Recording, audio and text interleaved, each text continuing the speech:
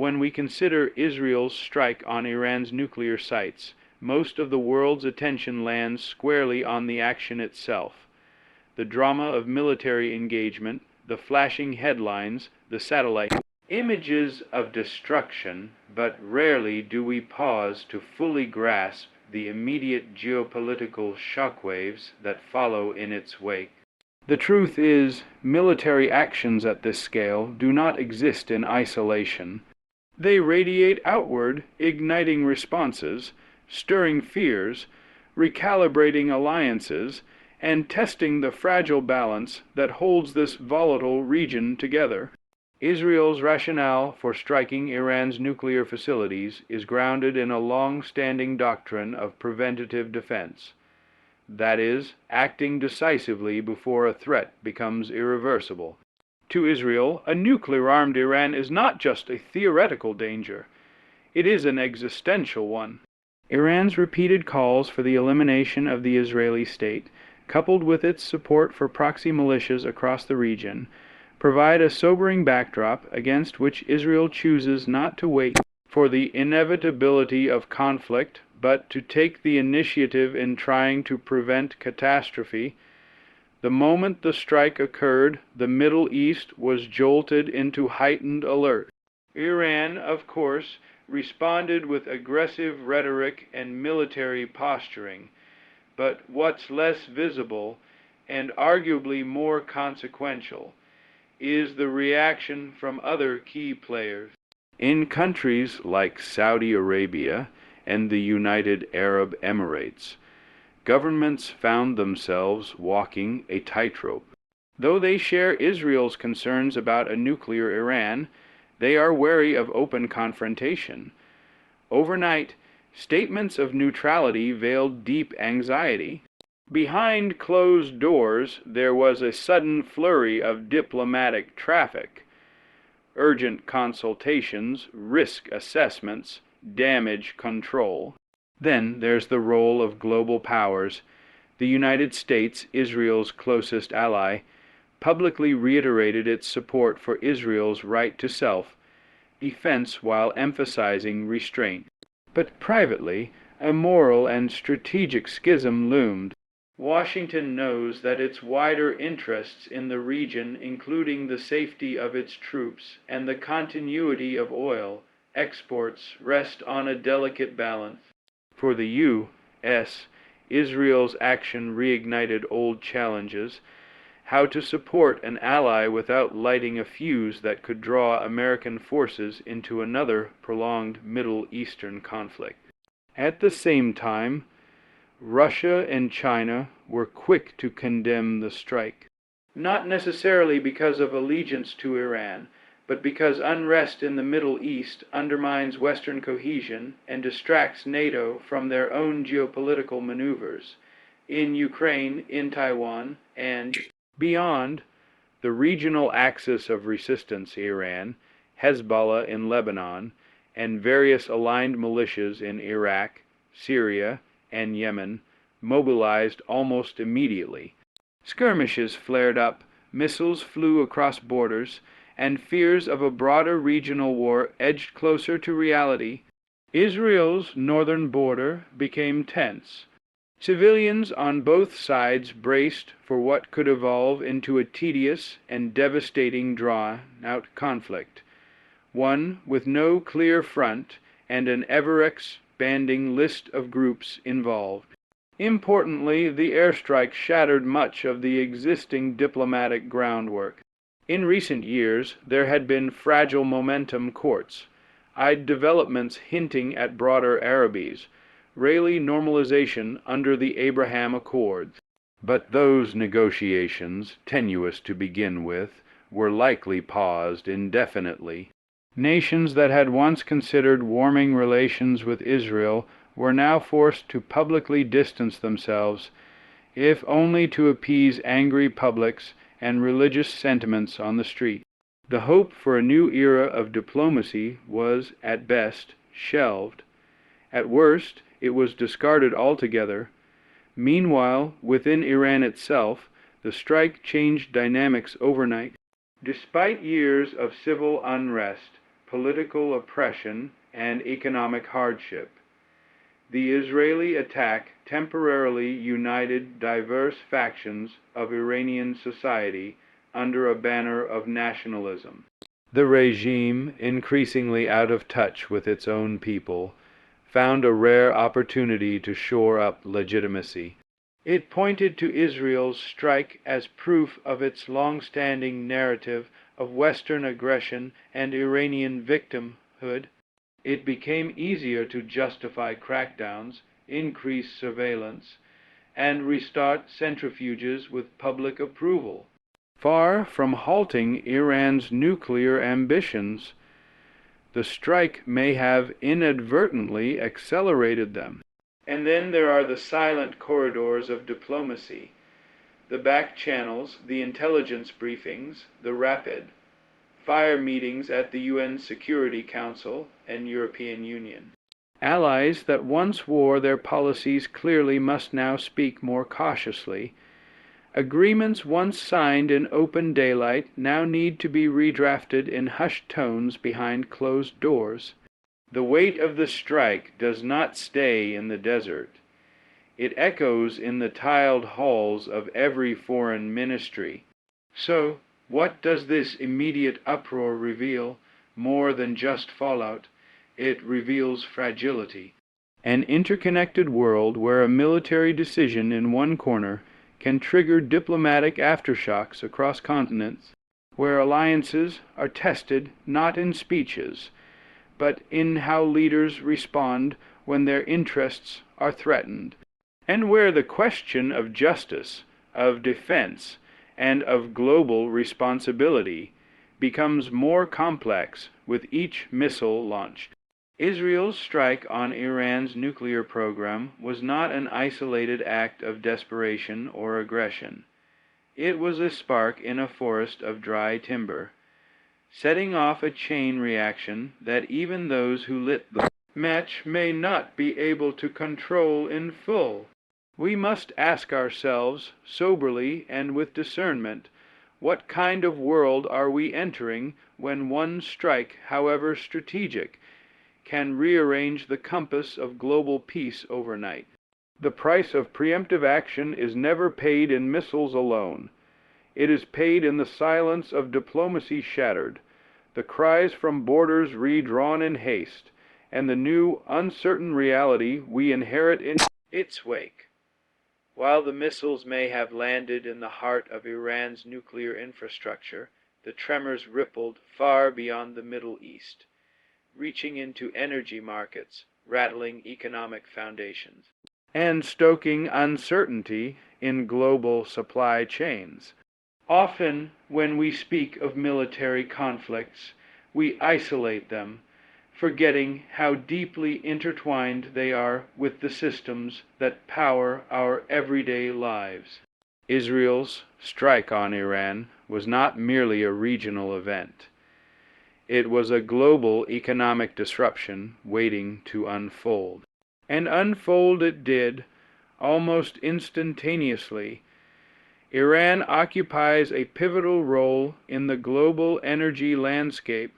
It's one of the world's leading producers of oil and natural gas, and crucially, it sits at the gate of the Strait of Hormuz, a choke point through which nearly a fifth of the world's oil supply flows.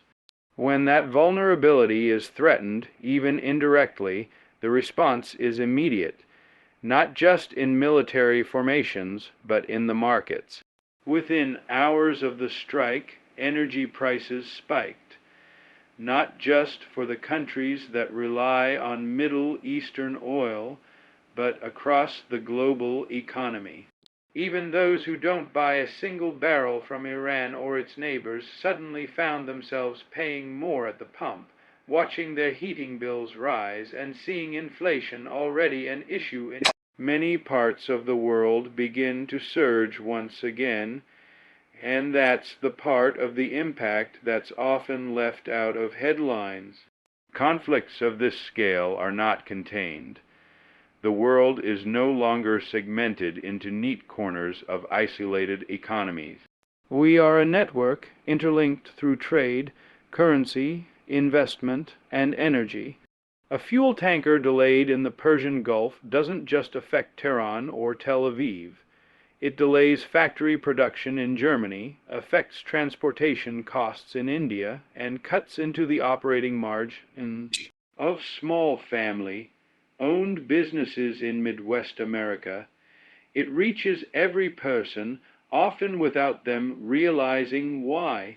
In response to heightened tensions, insurance premiums for vessels transiting the Persian Gulf soared. Shipping firms had to rethink routes, delay deliveries, or halt them altogether.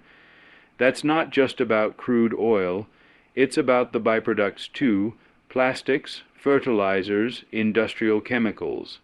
When access to these materials becomes restricted or unpredictable, prices jump and supply chains begin to wobble. And who suffers most when that happens? Not the major corporations insulated by hedging strategies, but smaller economies, those with limited reserves, emerging industries, and vulnerabilities to fluctuations in global trade. For nations in the global south already balancing on the edge of economic recovery post-pandemic and struggling with climate-linked agricultural disruptions, these shifts represent more than inconvenience. They hit livelihoods. An increase in fuel prices means less affordable transportation, higher costs for imported food, and in some cases, political instability. As history shows us, food and fuel insecurity often serve as the tinder of civil unrest. Meanwhile, the world's big players scramble for influence. The United States, already trying to wean itself off Middle Eastern oil dependency, quietly ramps up pressure on domestic producers to increase output. But that's not a switch you flip. Oil fields take time to ramp up, particularly in a market worn thin by environmental regulations, labor shortages, and fluctuating demand. Europe, still recovering from its prior energy crisis linked to the war in Ukraine, looks east and west again, forced to bid competitively for diverted barrels. Countries once lectured on transitioning to green energy now find themselves reopening coal plants or signing emergency contracts for liquefied natural gas, just to keep the lights on during the winter. And then there's China and India, two of the largest consumers of Iranian oil over the past decade. Both nations have traditionally balanced their geopolitical ties carefully, maintaining trade routes regardless of diplomatic tensions. But now, facing pressure to take sides, their energy strategies become geopolitical gambits. Will they back Iran economically in defiance of global sanctions, or play the neutrality card, risking access in order to support market stability? Either choice creates waves in financial markets and redraws trade lines that may never return to their former shape. In all of this, Israel's strategic calculation is not lost. By halting Iran's nuclear program, it gains a sense of security, but it also throws the wider region into economic uncertainty that, deliberately or not, tests the resilience of its rivals. A destabilized Iran must refocus resources internally. Proxy groups reliant on Tehran's funding may feel the financial strain, limiting their reach.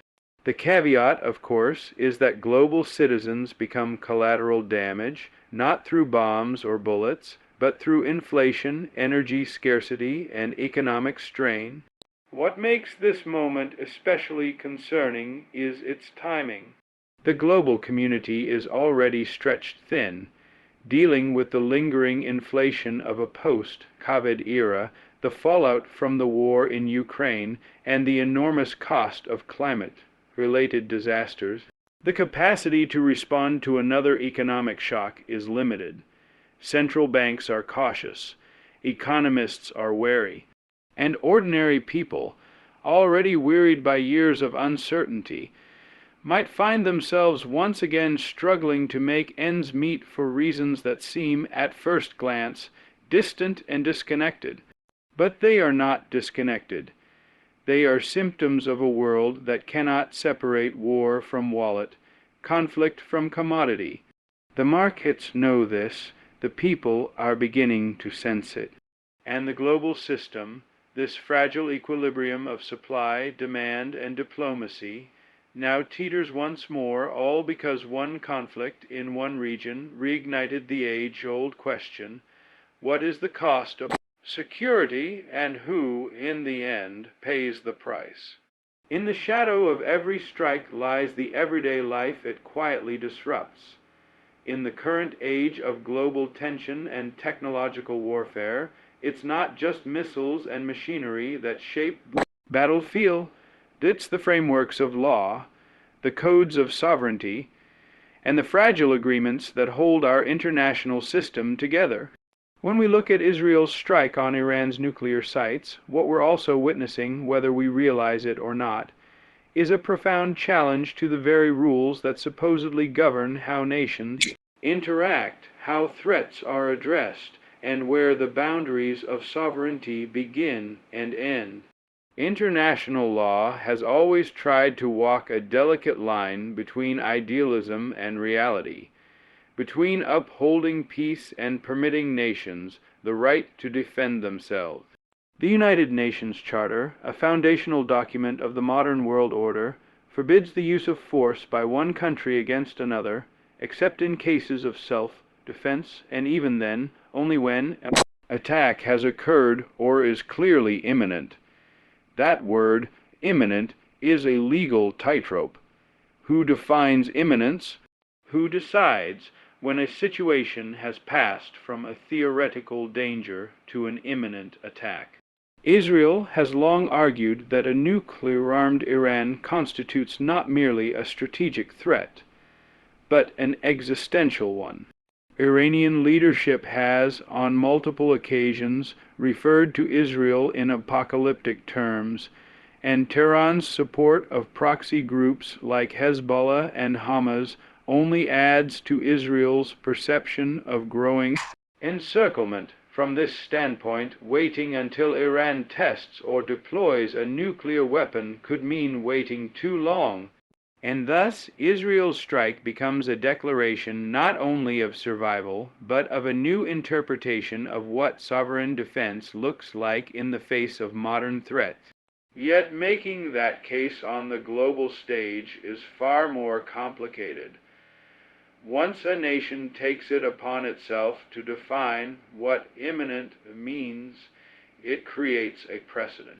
What if another country with less noble intentions decides that a neighboring state's military drills or satellite launches represent a threat? What if regional rivalries escalate on the basis of perceived threats rather than actual aggression?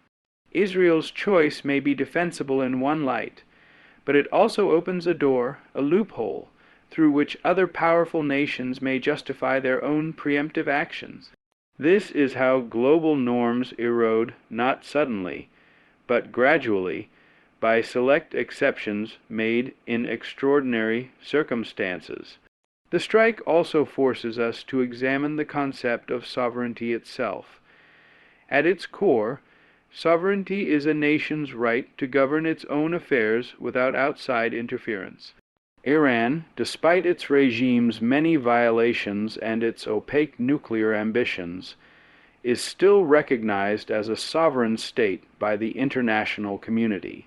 To bomb facilities on Iranian soil, then, is to violate that sovereignty, even if the intent is to prevent a greater catastrophe.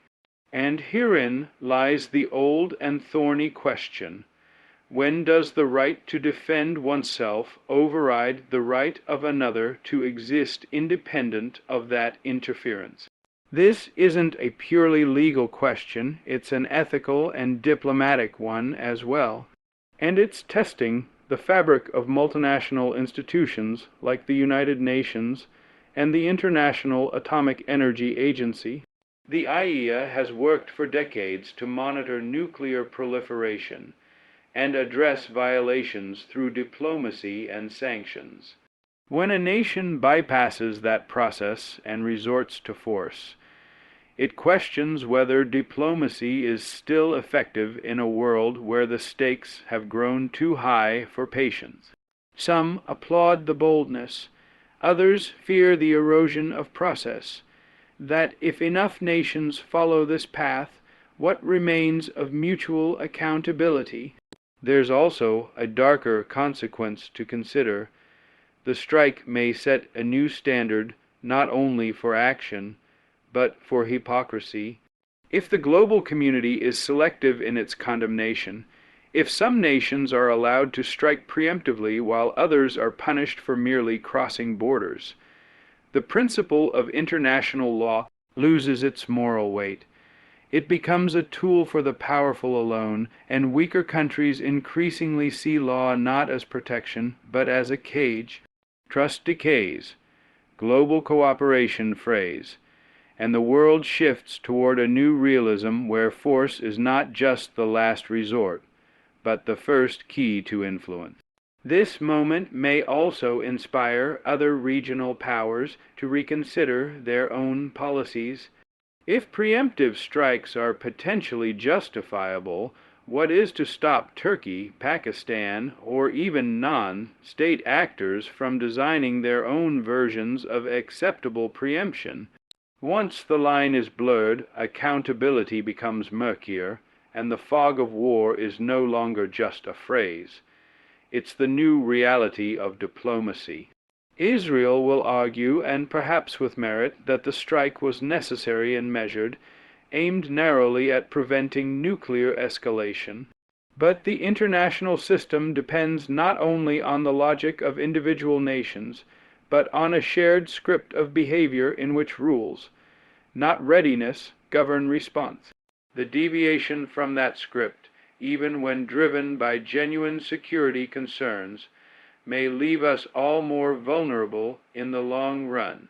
Because when one nation unilaterally redraws legal boundaries in the name of defense, others are watching not just to see if it succeeds, but to see if anyone objects. If no one does, then the silence becomes permission.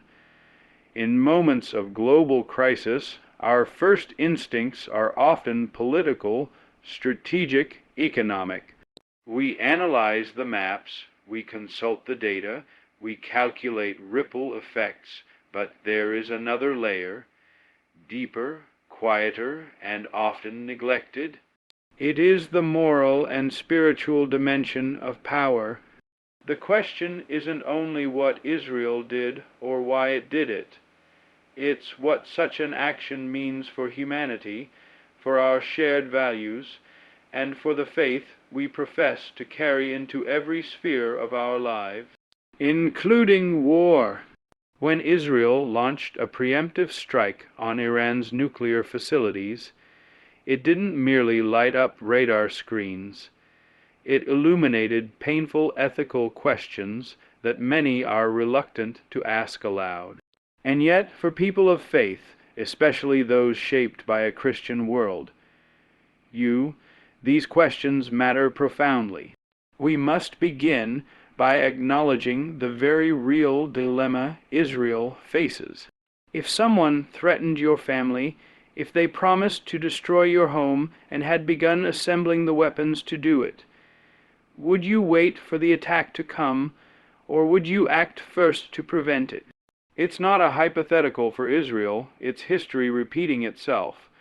The Jewish people carry the memory of persecution, genocide, and existential threats not as distant shadows, but as recent wounds. It's this burden, this trauma, that shapes Israel's intensifying sense of urgency.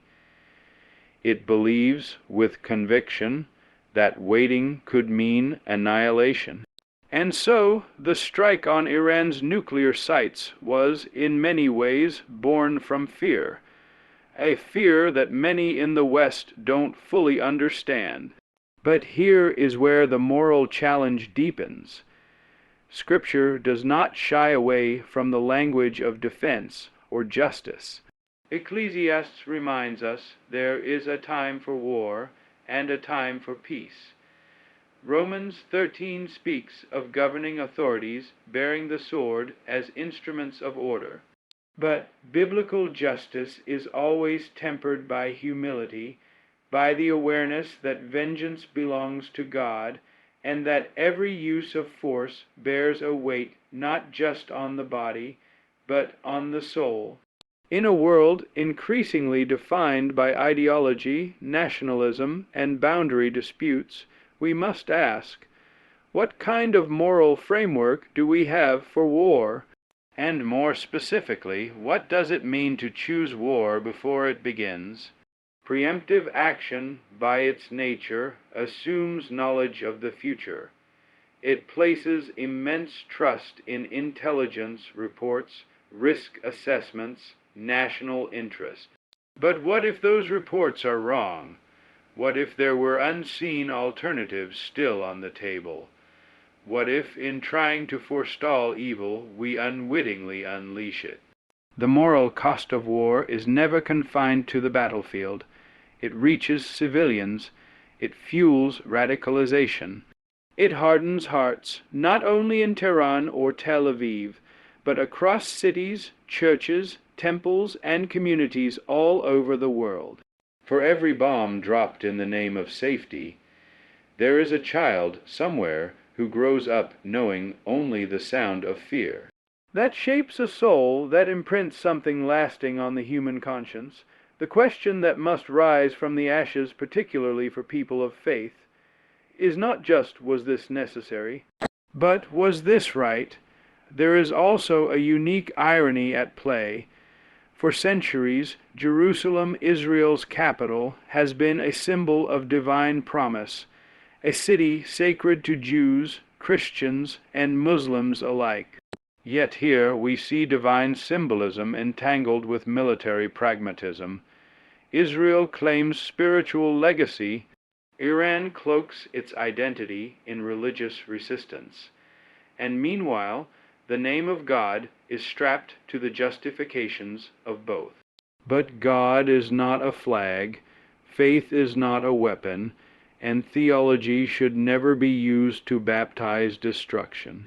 Christ calls his followers to be peacemakers, not peacekeepers, not those who enforce silence with strength, but those who build reconciliation through costly humility. It is not naive to believe peace is possible. It is courageous. The early church thrived not by dominating its enemies, but by loving them, by witnessing, even in the face of death, to a kingdom that was not built by power but by sacrifice. This doesn't mean nations shouldn't defend themselves. It doesn't mean the world should stand idly by while threats grow unchecked. But what it does mean is this: when we abandon moral consideration for the illusion of total security, we risk becoming the very thing we fear. Our strength may win the day, but we lose something eternal in the process. Once we cross that threshold, once we normalize preemptive violence as moral strategy, we may find ourselves in a world where war is always justifiable, where any action can be excused, and where faith is no longer a lamp unto our feet, but a shadow behind our motives. The Church, too, must reckon with its response. It is too easy in polarized times to retreat to partisanship, to see one side as wholly righteous and the other as irredeemably wrong. But the gospel challenges that instinct. Christ died for both Israeli and Iranian. God's image is imprinted on each child caught in the crossfire. And if anything should grieve the Christian heart, it is the loss of even one soul to violence. This is more than policy, more than politics. It's a test of our discipleship. Will we be formed by fear or by faith? Will we echo the world's cries for retaliation, or will we be a voice of mercy, truth, and courage in the face of chaos. Because if we lose sight of the moral compass that points us toward peace, then no victory, military, political, or strategic, can ever be called a true success.